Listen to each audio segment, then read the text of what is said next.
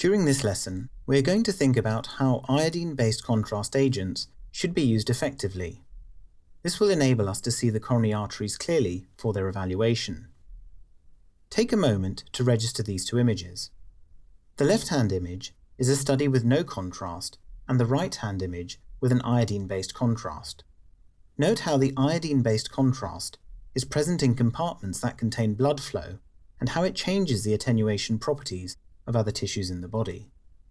In order that we can visualize the coronary arteries adequately, we need to ensure firstly that we have an adequate contrast down the coronary arteries, and also to ensure that the tissue around the vessels have limited noise. Noise can occur when inadequate X-rays are available to obtain crisp images. Bear in mind that increasing contrast in a blood vessel is not simply about giving more, but by increasing the caliber of the vessel and improving filling of the vessel also. The first step with a coronary CT acquisition is in the preparation.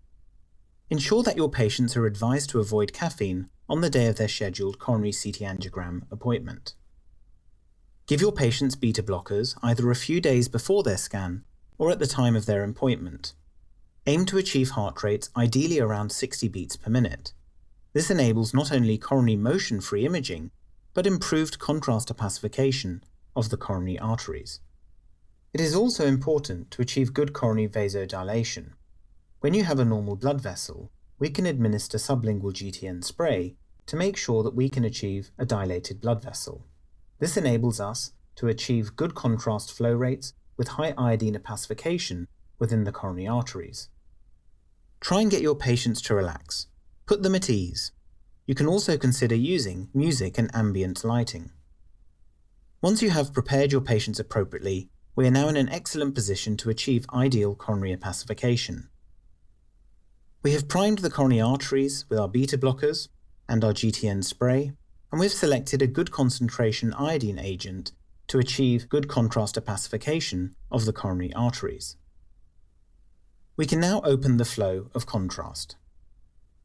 When contrast is administered for coronary imaging, it is usual to administer at least 5 mL per second or more into a good size vein. To calculate the volume of contrast, this is usually calculated in the following manner.